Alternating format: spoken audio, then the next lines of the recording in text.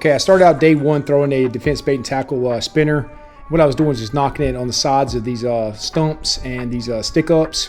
And the reason I targeted this area was because it was a wind-blown canal or creek going back to a potential bedding area. I'd never fished a lake before, so I was trying to find any kind of structure. I knew also the had a warm front come through, so the sun was beating down and heating up the logs that were coming out of the water, the sticks. So they seemed to be tucked up against them. When I was seeing them on the live scope, they actually were buttoned up right up against the sides of these stick ups. So all I was doing was just targeting those bass. Also, I was trying flipping. I used the flapper bug by the Get Hook Magic Baits, and I was seeing fish on the live scope right here in front of me. They were down below that lay down, and I played around with the fish for a little bit and got her to come up and hit it. So got one here, and again, the ones that were sticking up the further out of the water, there's a lot you can't see around me right now. A lot of stumps in here. They didn't really seem to be on those stumps. They were on the ones that were getting the most heat, and the ones that were sticking up out of the water that seemed to be the best, and the ones I was targeting. Usually when I'm practicing, I try to catch at least one or two, sometimes three fish to make sure that's actually a pattern. Here you see I catch another one flipping, so that seemed to be the ticket, and I knew that's potentially something I was going to do, come in here and flip during practice. I tried another little area. It's a little, probably about 100 yards off of what I was just fishing, and flipped in between, again, the tallest structure in this field of stick-ups, and of course right in the middle of it, boom, fish hit it. So that confirmed that that was a pattern and that they were hitting that June bug. So I knew that I was going to put this away, and this would be a spot that I might hit and cycle through during the tournament.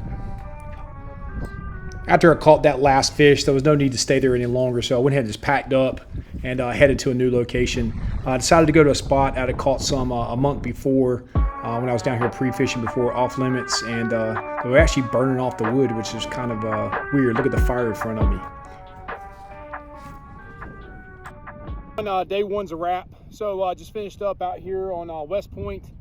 This lake kicked my butt last time we were out here, but I was able to get a pretty good bag today.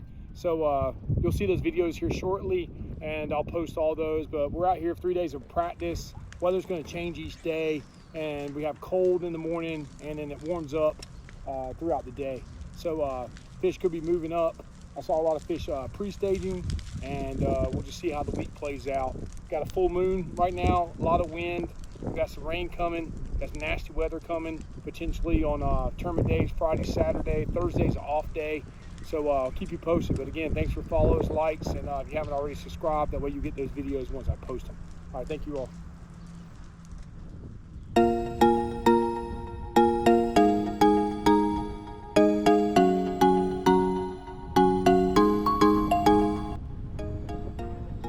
I decided to change it up and throw a swim jig on laydowns. I've been throwing a lot of the spinner bait and catch them on spinner bait, but this water here was dark, so I tried the black and blue swim jig. This is the dirty jigs.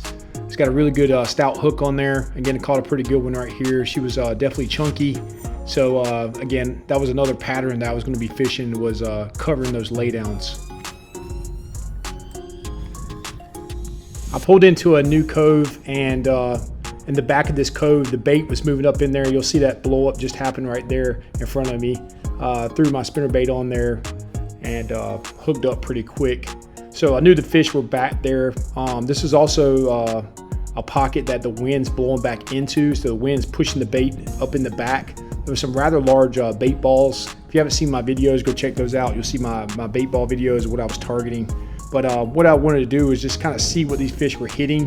Whenever you find a large bait concentration or a bunch of fish schooling up, this allows you to go through a bunch of different baits and try different baits to see, hey, what they actually hitting.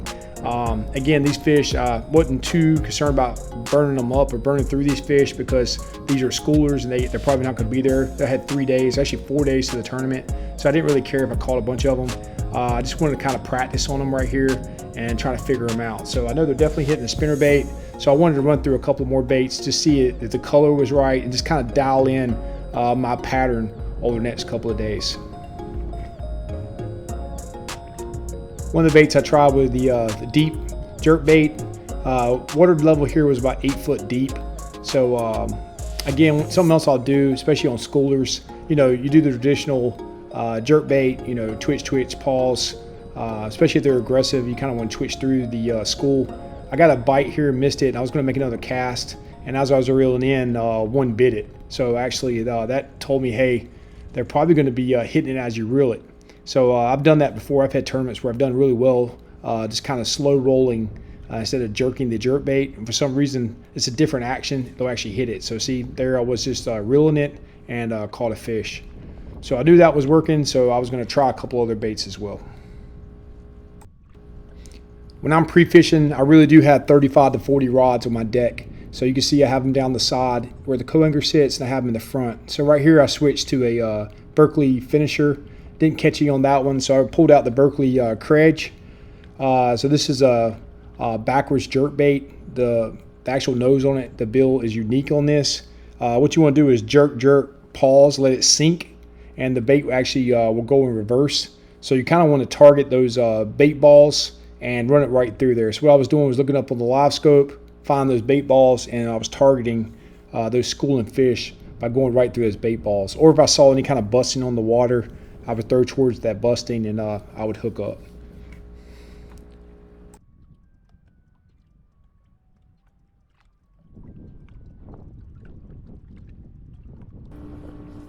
If you see me looking around videos, it's because I'm hearing boats come up on me or fly by me. So I just want to make sure they're not coming in there and actually watching me catch the fish. So that's why I'm looking around.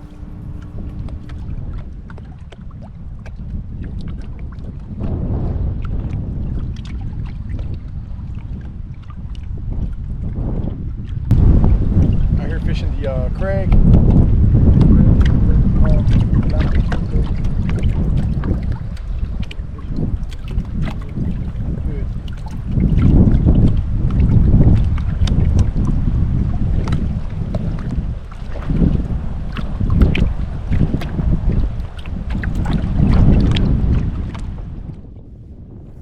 The way I'm targeting these fish is I'm casting to the back of this pocket, which is a flat. It's in 3 and 4 foot of water. Right now I'm in 7 or 8 foot, and about 40 to 50 yards behind me, it drops down to about 19 foot. So what's happening is these fish are coming out of that deep water. They're running up there on that flat, and they're ambushing that bait that's being pushed in there. You hear the winds kind of picking up. The bait's being pushed in there. The bait balls are in there, and the fish are coming up there and ambushing it. So what I'm doing is casting that jerk bait or whatever bait I'm throwing, going through that bait ball, seeing them on my live scope, and as soon as I go through the bait ball, I'll hook up.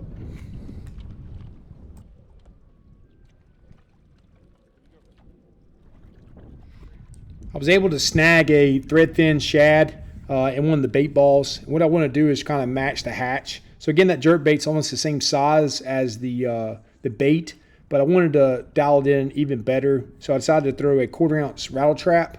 And again, you'll see here I'm matching the hatch. And that's what practice is all about. It's eliminating different baits and trying to fine tune and really dial in the right bait. So again, I threw this out there, caught a fish right away. So I knew that that was potentially what I'd be throwing during the tournament.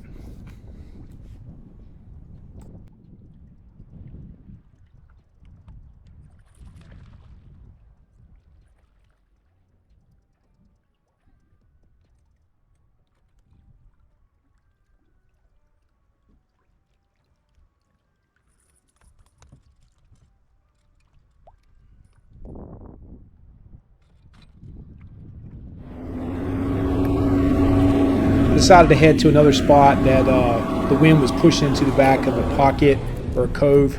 So I went to this area, and the wind just picked up so bad. It was 25 mile per hour gusting.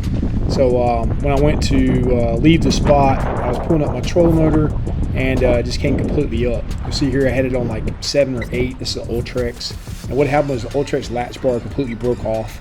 So very common issue, very easy to fix. Luckily the team back at the boat ramp had an extra one. You just take a hole punch out the latch bar, and then slide the new one in there. It clicks right in place. It takes probably about 2 or 3 minutes to swap this out, but you have to have it. You won't be able to use your Ultrex at all if you don't. I tried another cove where the wind wasn't that bad. You can hear it still ripping in the background. I went put all the way to the very back. Again, this is another flat. You will see there's brush piles in the very back. People would plant brush piles for fishing crappie, whichever way you say it. But what they're doing is the fish are schooling back there, chasing all the different bait that's being pushed up in there. There's thread fin everywhere. I'm seeing them on the live scope. A boat pulled in behind me, so I didn't want them to see me, so that's why I'm keeping this fish down. But threw the spinnerbait back there, the defense bait and tackle spinnerbait, and the fish smashed it. So I knew they were back there, so again, I marked the spot. I didn't need to fish it anymore because I knew this was going to be a good area, and the area I'm going to clean to during the tournament. Made another move, and I try to cover as much water as possible whenever I'm pre-fishing, especially if the weather permits. Here I'm casting the spinnerbait to the back of these pockets. Again, this one didn't have as much wind in it, but I was starting to see a lot of bait in the back of it. Again, I'm just trying to make sure that this is going to be the pattern that I'm going to be targeting. This area right here, I ended up fishing both days of my tournament. I caught a 4-pounder right here in front of me during day 1, and then the 7.7 that had the biggest fish of the tournament was caught in this cove, and then also caught 2 other fish that were in the 3-pound class. So this is a pretty good fish right here. And then again, this was just another good cove, a lot of bait. There's stumps in here. There's a lot of brush piles that folks have dropped off in there. So this was a place that was holding a lot of big quality fish.